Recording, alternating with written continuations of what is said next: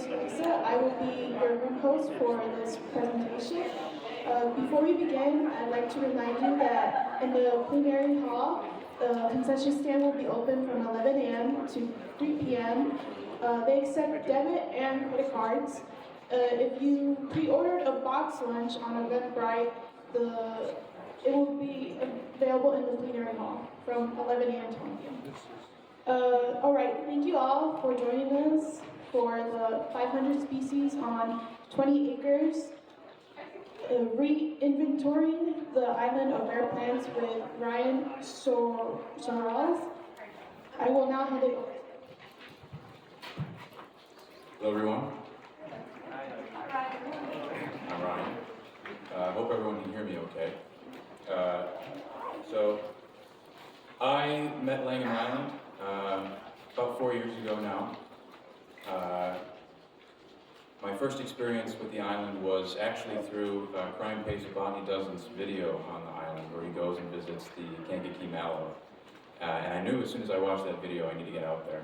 And I was volunteering doing first equality assessments at Medewin when I met Don and S.B. Nelson right there. And they said, we go out to this island every week. You want to come with? I said, of course, I'm going to go out there.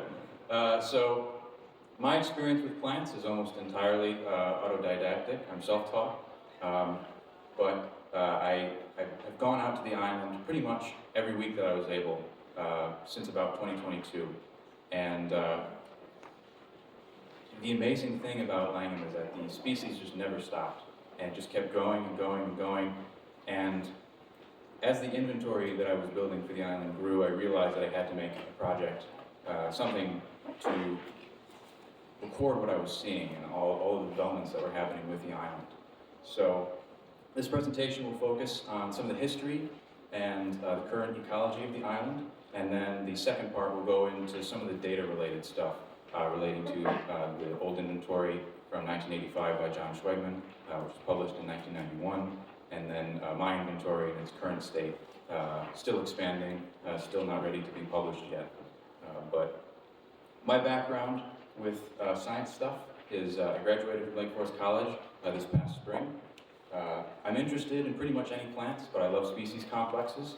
I love site inventories especially, and I'm working on some projects to do with conservatism, some papers that are going to come out. And this passion project with Langham ended up turning into my senior thesis project for my capstone for Lake Forest College. And I think it ended up being somewhere around 100 pages long, just because of how many species are on it. So this is where Langham Island is geographically. That red line there is the border with Indiana. It's located in Kankakee County, sort of in that armpit area where Will County meets Kankakee. It's in Kankakee River State Park, which is very long and very narrow, follows the river. Some of the park is in Will County and some of it is in Kankakee County. In terms of the superficial geography of the area, a lot of it is almost entirely based on the glacial geography from about 20,000 years ago. There was a catastrophic event called the Kankakee Torrent, if you're unfamiliar. It's what the Native Plant Society's chapter of Will in Kankakee County is named after, the Kankakee Torrent chapter. It was a breaking of a glacial meltwater lake that completely reshaped the geography of the region, depositing huge amounts of sand down what's now the Kankakee Sands, where we have a bunch of really unique ecologies and species going on, and also carved out on the western side, Starved Rock and the channel of the Illinois River. So the region of the Kankakee County, originally when settlers from Europe first arrived there, was primarily called the Grand Marsh. And this was a massive wetland comparable to Florida Everglades or Great Dismal Swamp. It was huge and absolutely full of life, but couldn't be used for farming, so had to do away with it. And so now it's mostly just farmland, but back in the day it was this massive expanse that was endless of swamp and species that are disjunct from the Atlantic coastal plain down further south. And this is an example of the Kankakee Torrent, still visible today. You can see here, this is the Rock Creek, and this is the point where it meets the Kankakee River. See how it sort of slides down that hill into the river? This is called the hanging tributary. What happened with the Kankakee Torrent was it was so violent that when it came through and dug the channel that became the Kankakee River Valley, it left all of the tributaries up because they still haven't eroded to catch up to that level yet, where they would feed directly into the Kankakee. And so some of the tributaries of the Kankakee and of that area, you'll see this happen, where not directly next to the river, but a few hundred feet up, there'll be a small waterfall or a slide down a hill.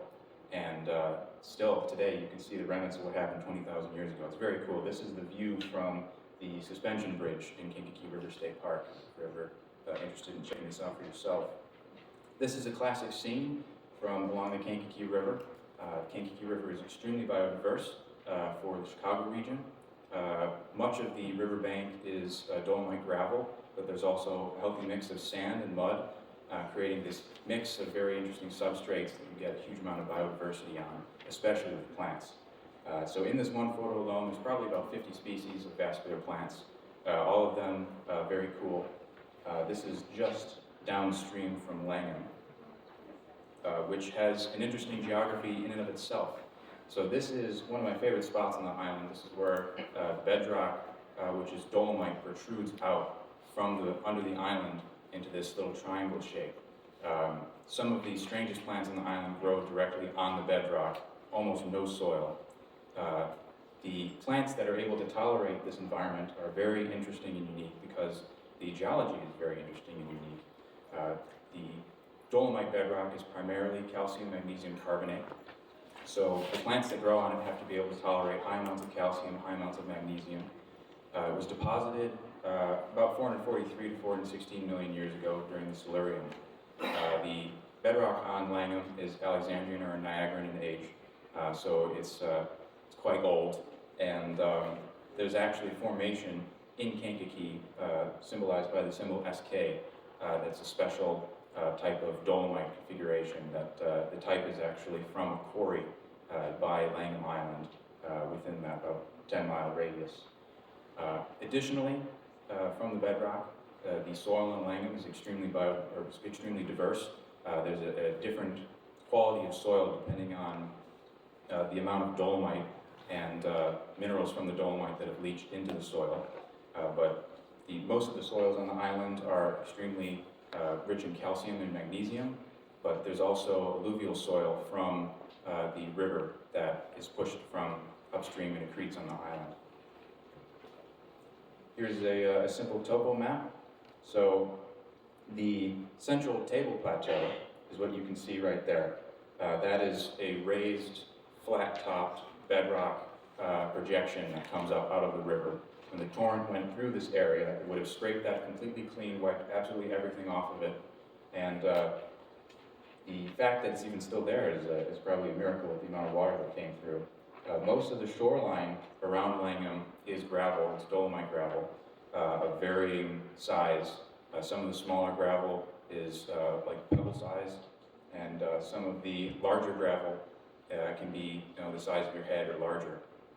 So it can be quite treacherous to walk on. There's also a floodplain down at the south end, which is actually the upstream end.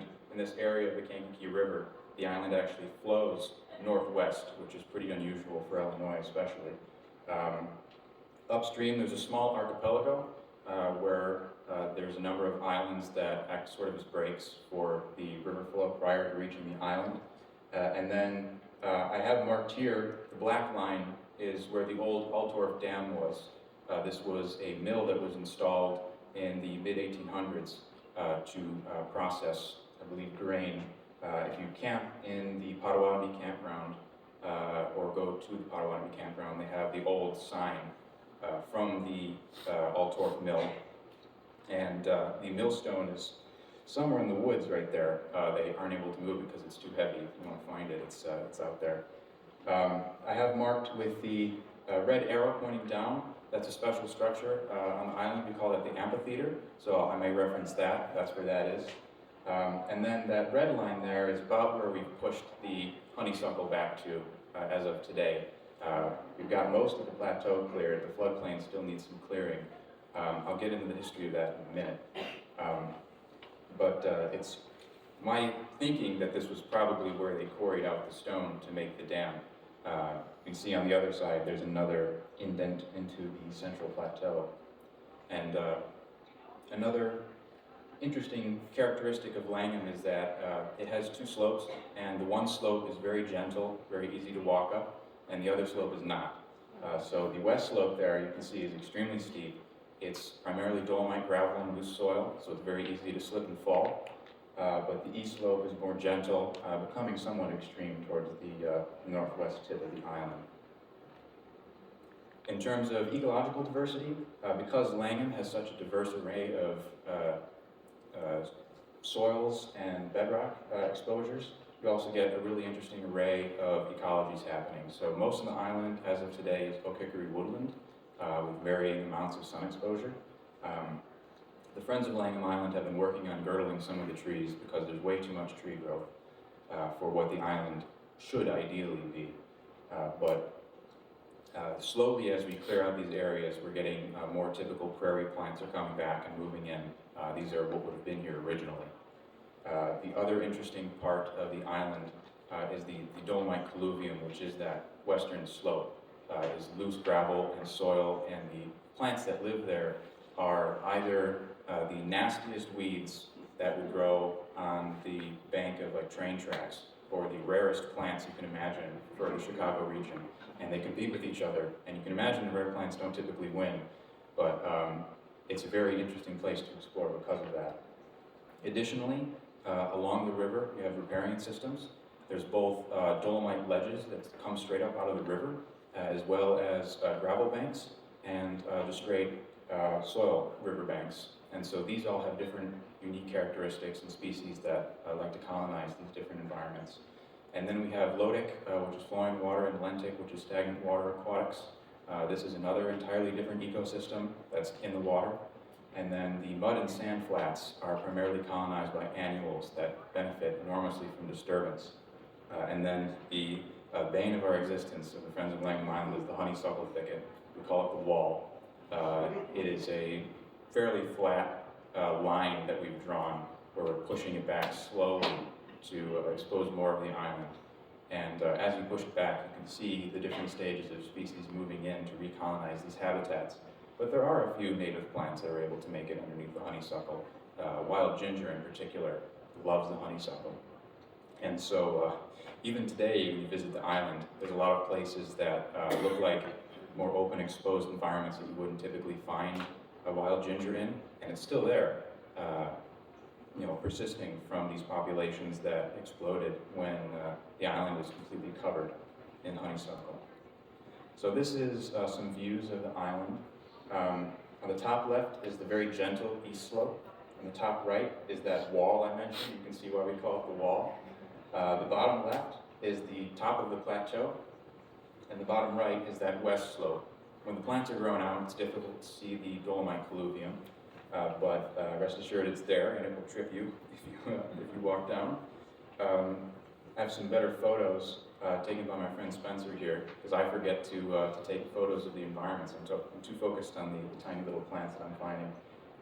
So this is the gentle east slope. It's primarily oak hickory woodland, much more shaded than anywhere else on the island, much more moist, and has more typical woodland species. And this is the far slope. You can see that more severe angle of that western slope. And then there's much more sparse tree cover. The trees that are there probably aren't supposed to be there relative to what the island was historically. And this is me walking upstream, so southeast. You can see there's an eroded riverbank. That's probably from extra water flow being put down the Kankakee, causing more massive erosion than historically would have been present on the island. Much of that is riverbank sedge, go figure. keeping the island's banks intact as they slowly get eroded. Makes it difficult to get up most places on the island, but creates some interesting dichotomies of what grows on top of the bank and what grows on the bottom. And this is another view looking downstream of that far slope. This is the close slope. You can see those really distinctive gravel shorelines that we get. Some species do really well. American water willow loves this. Most species do not. And so the species that are able to colonize this are typically quite interesting. Beneath that gravel is just straight bedrock in a lot of places. So it's really not easy to colonize some of these areas that are exposed. This is right by where the old dam was. And this is the remnants of the old dam poking out into the river, the old Altorf Mill Dam. There's a little catch pool here where sometimes you get big catfish will get stuck. And this is about where we've pushed the honeysuckle wall back to as of today. Now this is the amphitheater. More weedy species grow here typically. Not much of note is there nowadays in terms of high quality stuff, but it is a place that managed to stay more honeysuckle free due to the more severe slope in this one area. And again, I believe this is the remnants of the quarry spot that they were using to build the dam. So life on the island is very interesting. As you can imagine, having to catalog the life of what's going on there. We get a lot of very unique things happening compared to some of the mainland nature preserves. So one of the best examples of this is we get beaver, we get deer that walk straight across the river, and we have one rabbit and one squirrel. The squirrel's pretty feisty.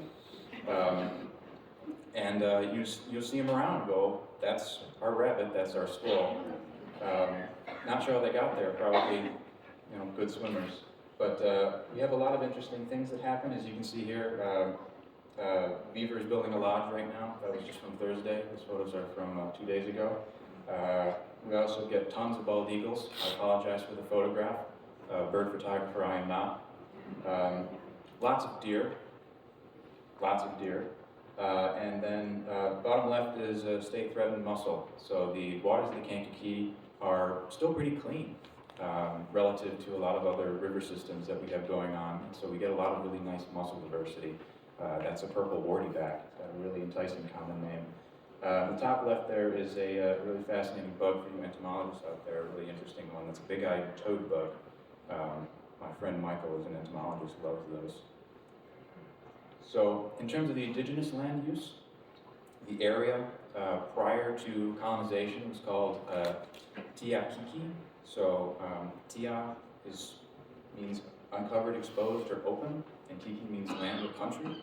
All this information comes from Michael McCafferty's very, very good write-up on the history of the Kankakee prior to colonial settlement, documenting some of the historical evidence that we have for tracing back these names. And most of this history is lost to us, but some of it has been passed down orally to some of the Potawatomi's descendants.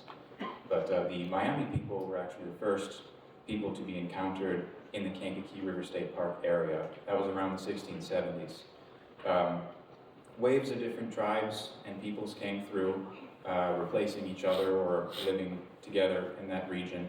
Eventually, within about the past 300 years, the Potawatomi were the final settlers in the area, I believe around mid-1700s.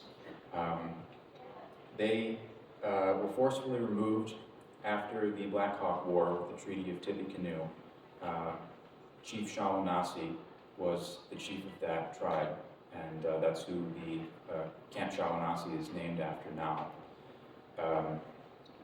So the native peoples actually had a different conceptualization of the Kankakee area. They thought of the Kankakee as the furthest headwaters of what we now call the Illinois River.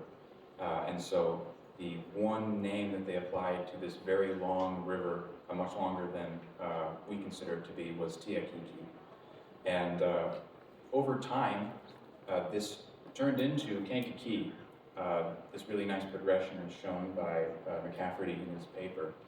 showing the original spelling written down by LaSalle, a French explorer, who LaSalle County and the town of LaSalle is named after, what he first wrote down, gradually transforming over time into our modern Kankakee. Post-colonization, as I mentioned before, we had the Altorf Mill and Dam that were installed. They weren't run for very long, but as I mentioned, the old sign is there and the millstone is out in the woods and completely unmovable. The top picture there is remnants of a dam on the island. Some plants were here prior to the honeysuckle filling in that really didn't grow many other places because dolomite is really interesting in that it holds water well and holds, because it holds the water well, it tends to stay cooler, and so you get cooler microclimates where the dolomite is exposed. At one point, the plateau top of the island was actually used for agriculture. Someone went out and planted corn on basically soil over straight dolomite, and I don't know how that ended up, but I assume not good because no one continued farming it afterwards. The island was assessed as in a survey as only 13 acres, so it was just a plateau. And then, as I mentioned before, as erosion increased, we had an alluvial accretion plain come in that added another 11.5 acres of that floodplain upstream. The name of the island, Langham, is still unknown to us. There are two main possibilities that I know of. Mount Langham was named after a survey with the last name Langham, G-U-M, and he was a surveyor who set up a camp on a prairie cane nearby. Mount Langham Cemetery is named after him. And then there was Elias Langham, who has the same spelling as the island, who was a surveyor general at the time and probably wouldn't be a good person to name the island after because he has a history of swindling Native Americans. The history of the preserve is also pretty interesting. Ellsworth Jerome Hill, that's who Hill's Oak is named after. He described Hill's Oak. Came out 1872 and made a number of really important collections: leafy prairie clover, buffalo clover, and the Kankakee mallow, which is endemic to the island. The island was included in the Kankakee River Nature Preserve, which is 135 acres. The island's about 24 of those. Most of that nature preserve is in Will County. The part that's in Kankakee County is Langham. It was dedicated in 1966 and was the 15th nature preserve in Illinois. The inventory that I mentioned before was conducted in 1985. That's what we're going to be comparing this to. It was conducted by John Schwegman, who is the state botanist at the time. In terms of the modern era of the island, is defined primarily by restoration. So this is the Friends on the top here. We're receiving an award for service by the DNR. And the bottom there is the boat that we use to get to the island and get back. In 2014, there was a field trip that was done by the Illinois Native Plant Society to go see mallow. What they found was that the island was just completely covered in honeysuckle. They didn't see any mallow anywhere, which would have been a huge bummer because our other Illinois endemic plant, Thismia, was also, hasn't been located in over 100 years. It would have been a huge bummer to lose the mallow too, because that was our only other Illinois endemic plant. The Friends of Langham Island started coming out to the island and clearing the honeysuckle and trying to do burns. And we have some really interesting management strategies that are done on the island for the mallows. The mallows actually can't germinate unless the seed is burned and exposed to very hot fire, but not just normal prairie fire, it has to be wood-burning fire. And so we have a special technique where we call rolling burns or rolling fires, where we'll start a fire of parallel logs, light them, and then two people will get very long sticks and stick them under the logs and lift up like a lever to push those logs forward to form a long sheet that burns in a line across the mallow exposures to get the seeds to germinate. And then come spring, you get these lines of mallow seedlings popping up. I mentioned the exclosures. These had to be put up because the mallow is literally deer candy. There's no other plant like it in terms of attracting deer and getting deer to eat it. In fact, one of the employees of Kankakee River State Park theorized that it was bred by Native Americans or kept on the island as deer bait, which goes to show you just how much it attracts deer, and we have such a difficult time keeping it alive with the deer being able to come to the island freely. Here is the island over time. On the left there is 1998. You can see the progression of the honeysuckle moving in, making the island more green, but also substantially less biodiverse. Over time, it just moved in and it bullies everything out. It's an upland species, and so the dolomite bedrock top of the island is just the perfect spot for it. It bullies everything else out. And these are some more modern photos. 2012 is probably the worst in terms of honeysuckle cover that we have satellite photos for. That are publicly available. And then 2024 on the right, you can see there's more definition to the trees because that honeysuckle has been cleared out. And like I mentioned before, we've now pushed it down to around where the base of the plateau is on the top of the island. And here's a big shocker coming of what the island looked like in 1930. No trees. So whether this was because it was cleared for agriculture or because this is how the island's supposed to be, this is what the island was. And as you can see in the area, there also aren't that many trees. So historically, this area would not have had that many trees at all. There is an inventory of Will County's trees that was done around this time that some guy went around and literally counted every single tree in the entire county. And he was able to do that because we didn't have any trees. It was all prairie. One of the most shocking things about this photo, though, that isn't visible at first glance is down at the bottom there. You can see that the river isn't completely filling up that valley. Much of this, I think, is due to runoff being directed into the river, which causes more erosion. So as we get into talking about plants, the taxonomy is going to follow Florida, the Chicago region, of course. That's our local Bible. So the Schwegman inventory, as I mentioned, was done primarily in 1985. It was published in 1991 in Virginia. The total mean C, so this is coefficients of conservatism, ranges on a scale of 0 to 10. So 0 are plants that would pop up in your sidewalk cracks, and 10 are plants that you would only find in pristine wilderness. And there's a system where you take the average of all the species present at a site, and that determines ultimately what you would consider the site's remnancy to be, or its state, relative to what it would have been pre-colonization of European settlers. So 3.4 is average mean C, including non-natives. The native mean C is 4.2. Past the value of 4, a site is considered unmitigable, where if it is degraded completely, it will not return back to that state naturally. It has to be, species have to be reintroduced. Florist Equality Index, for you inventory nerds out there, is 58. That's basically just another way of assessing the site's conservancy. And the total species that Schwegman had recorded was 312. 251 native species, which was about 80%, versus the non-native species, 61. Some of the data, this is a distribution on the right of the C values. So you can see lots of 5s, which is pretty normal. Not too many high C values, but there are some more than you would typically see at some other sites. The distribution was overwhelmingly forbs, of course, most sites are. No rushes, very few ferns on the island. A lot of grasses too, though, although not nearly as speciose as the forbs are. So as I walked around the island and found species that added to this inventory, I ended up with 51 species that I was not able to recover.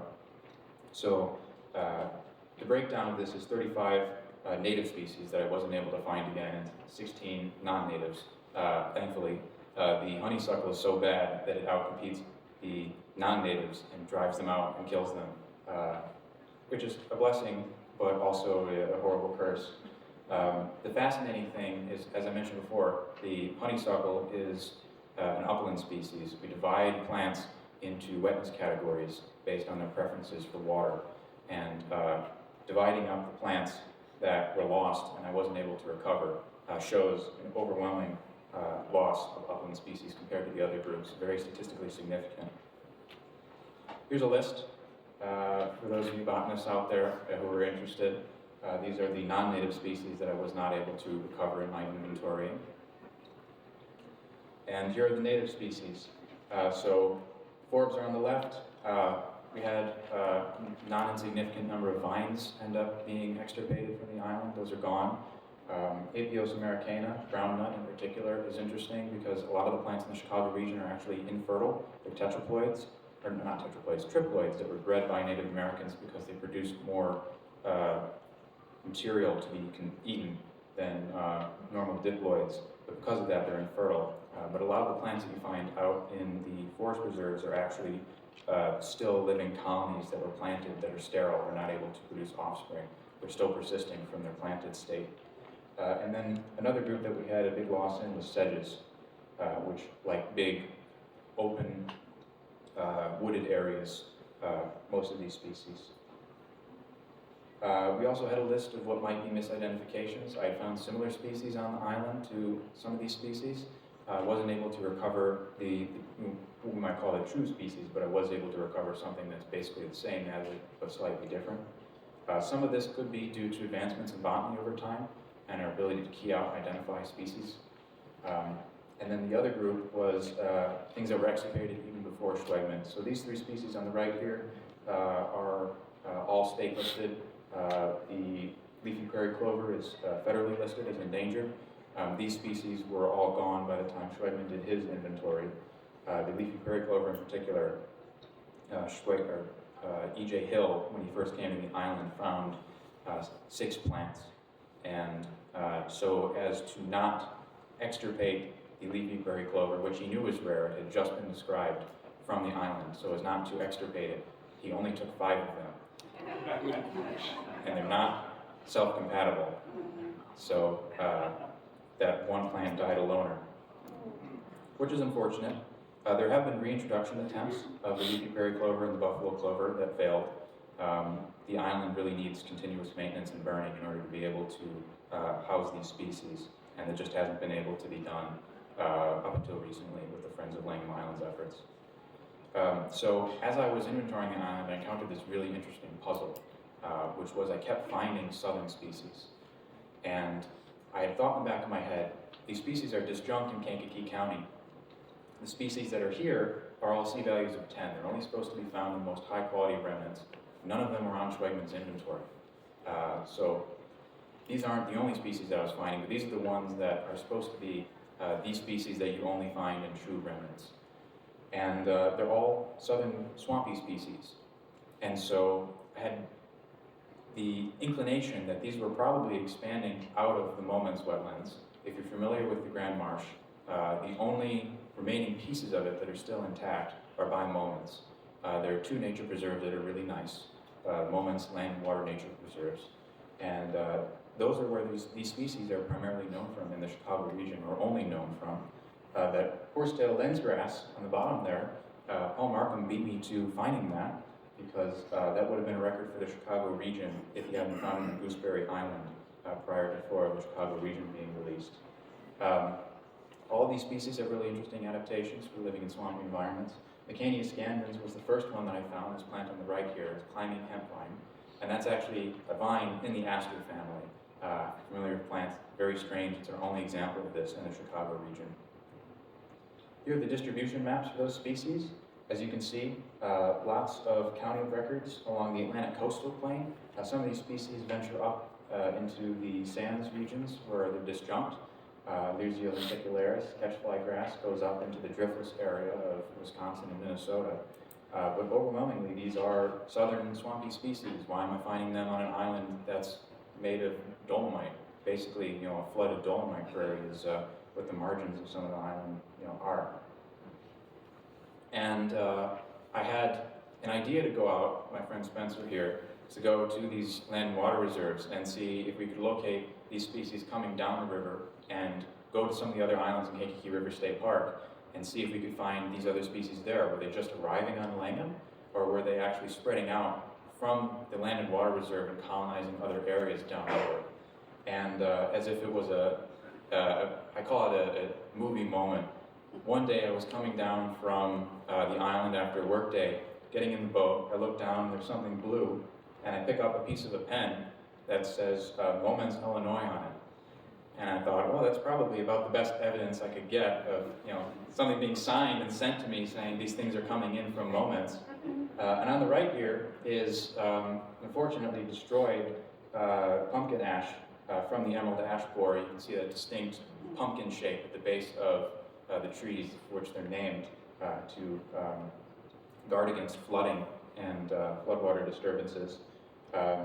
We found all of the species that we expected to find in moments, and when we went on the other islands in Kankakee River State Park, we found most of the species that I was finding on Langham there too. So these species are expanding out from moments for reasons I would assume that are related to climate change and recolonizing areas that they may have been in previous cycles, glacial cycles prior to ours. Traveling down the Kankakee, Grant Fessler has found Mecanius canadense climbing hempvine in Will County, which was a county record. And so these species are moving out. And one of the take-homes from this is that you might expect to see these species in your preserves. If you're stewards, if you're landowners, they might be showing up on your doorstep if you're on the river soon. One of the many lines of evidence that we have for climate change affecting the distributions of native species. So the updated inventory, we're going to breeze through this because I don't have much time left, but the current scale is absurd, frankly. It's very overwhelming, especially for one guy. I visually represented it here with the land area in sort of that beige color and the number of species in green. Langham is on the bottom there, as you can see, a very disproportionate representation of species relative to some of the other nature preserves and preserves that are in the area. 530 species with 440 taxa total on the island, which, as Grant pointed out to me last night, is more than a lot of, or some of the counties that we have in Illinois, the entire county. Why these species are showing up probably has to do with the island being situated in just the right place for a number of dispersal factors happening simultaneously, bringing these species. But one of the main things that was interesting about the species that were arriving is that they weren't low-value species, overwhelmingly. These were species that you would expect to be in high-quality nature preserves and natural areas just by default. But they were showing up spontaneously with regularity. I would find, every week I'd go out to Langham, and on a bad week I'd only find one new record for the island, and some of the good weeks I find a dozen. And these, like I mentioned, are not like throwaway species. They aren't old field species that show up just willy-nilly all around. These are species that are interesting in that they're not common. So the total mean C went down by 0.1, not really a substantial change. One of the interesting things was that the mean C did not change. It's still the same, 4.2. So perhaps there's something really interesting to check out with C values there. The Florist Equality Index jumped up. It was already high. It's even higher now because there's more species density on the island. And the really fascinating thing is that in the Florida region, we have about 3,500 species or taxa. Langham Island represents about 18% of all the species that are known from the Chicago region, and this is 24 acres, which is absurd. Some of these species are what I call one-offs, where I only found one or maybe a few, but a lot of them are just present around the island. They're not erratic things that just showed up once and then never see them again, although some inevitably are.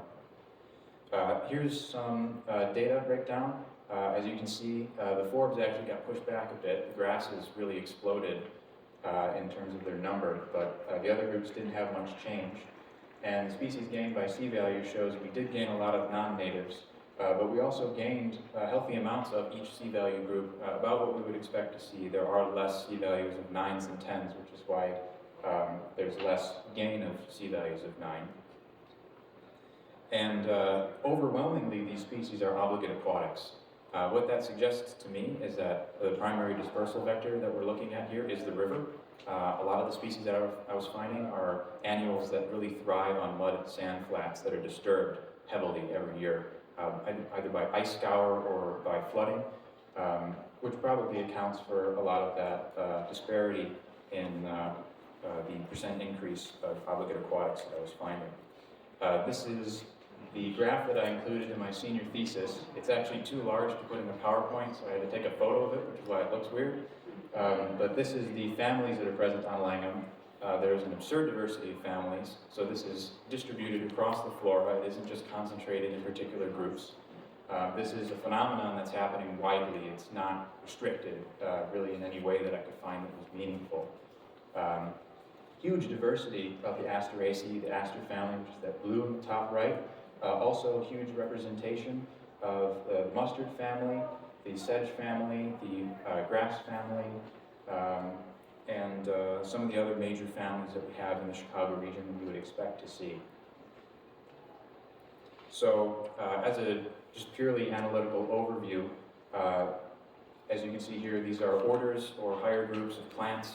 These new finds are distributed very widely across higher groups. They aren't, as I mentioned, limited in narrow scope to maybe I was finding more grasses because we were clearing and grasses were coming in and colonizing.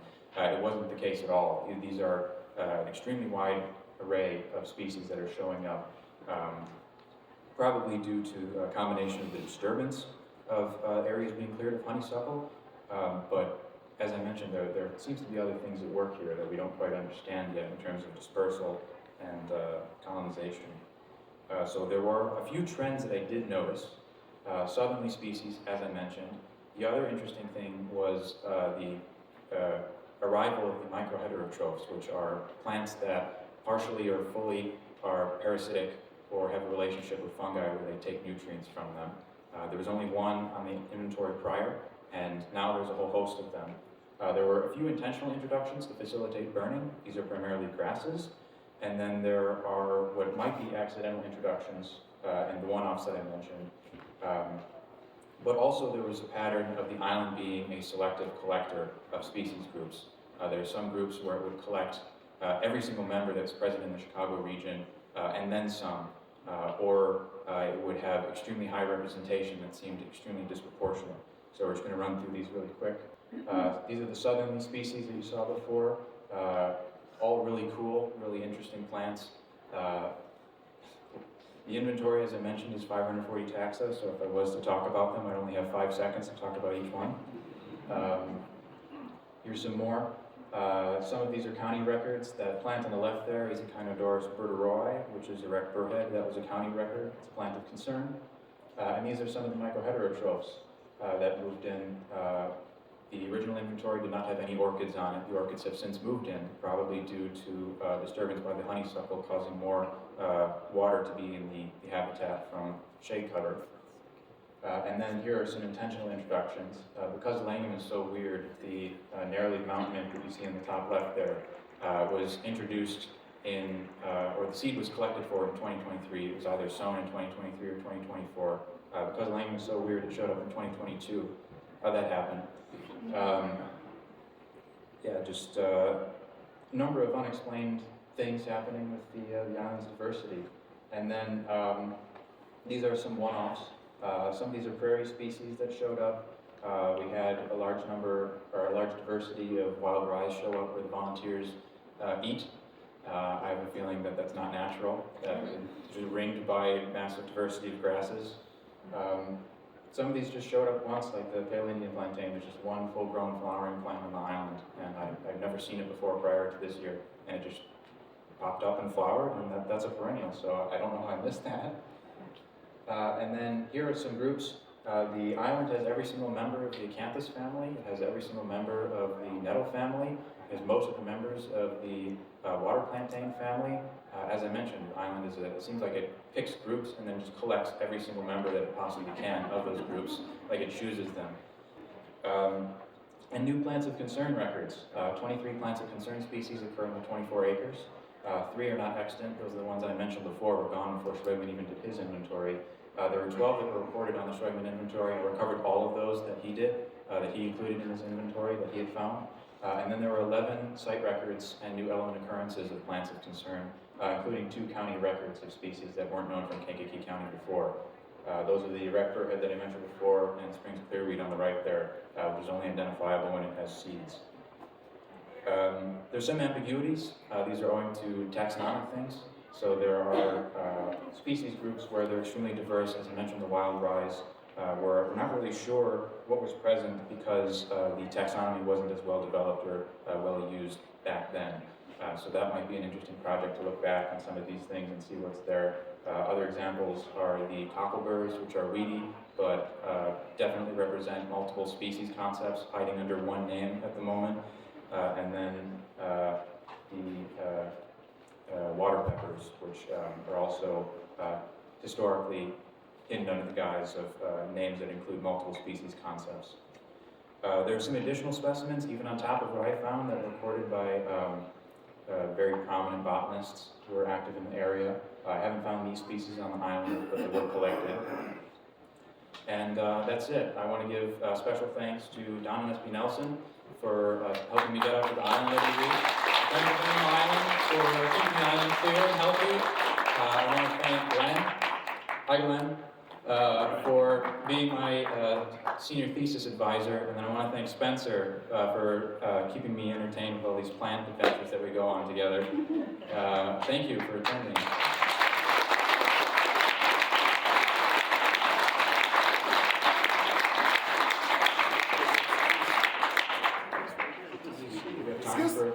Yeah. Excuse me, sir.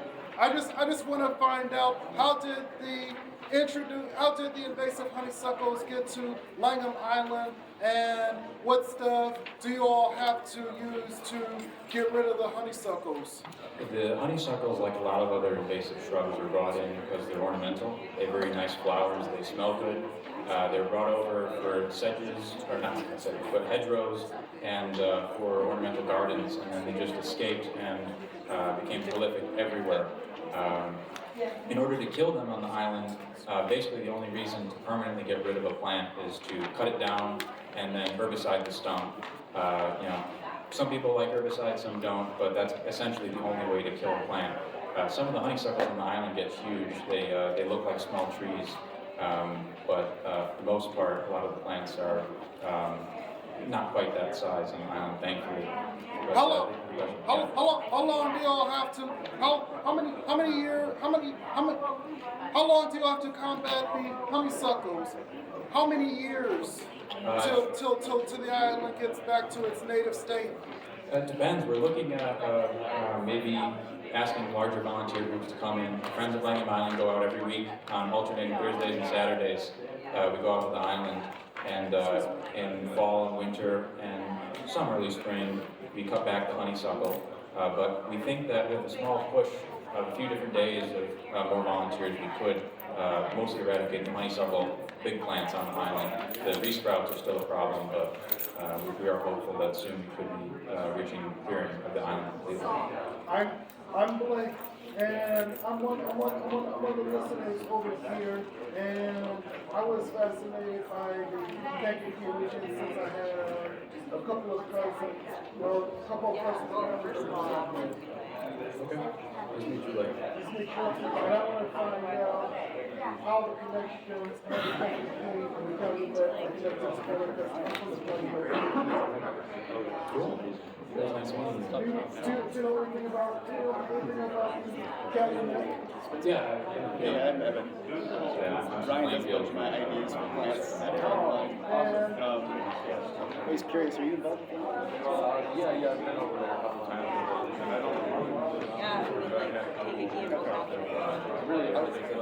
I might ask about it later, but do you know how they use Langham with plants of concern? How they're in communication? No, I'm not sure. People would definitely know. What kind of plant adventures you guys been up to? All kinds of things. All over the place. Sure, I mean, like here right now somewhere, random places, find stuff on that. Hey, we're looking for this. We're just looking for some prairie plant. Yeah.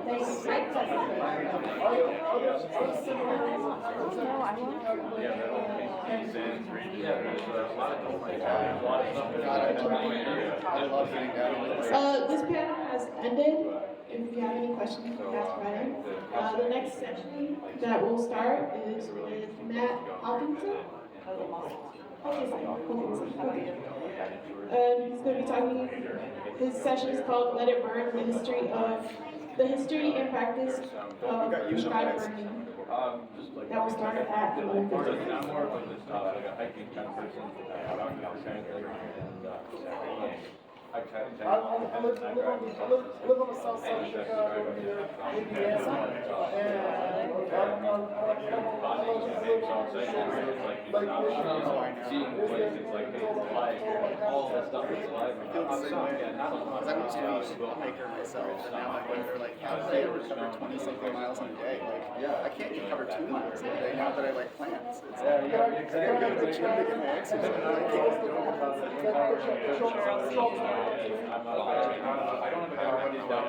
Yeah, you should. I'll volunteer with you.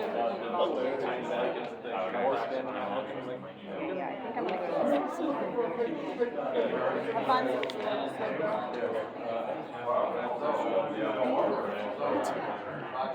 I live in Hyde Park, so I get down to some of the south suburb nature preserve myself, and it's always botanizing. I live out in Minooka, it's great to get out to Stark Rock all the time, because it's all in window. Do you get to like Mechusa much? Yeah, right Oh my god, I go volunteer at Mechusa for a day every year. And, like, out there and being out in nature. Yeah. Okay. Unbelievable work that you're doing. Yeah, we're actually going to NIU right now on health, and so that's not cool. So cool, you're really close. Yeah. But really different. I'm mechanical engineering, so. Oh yeah. Yeah.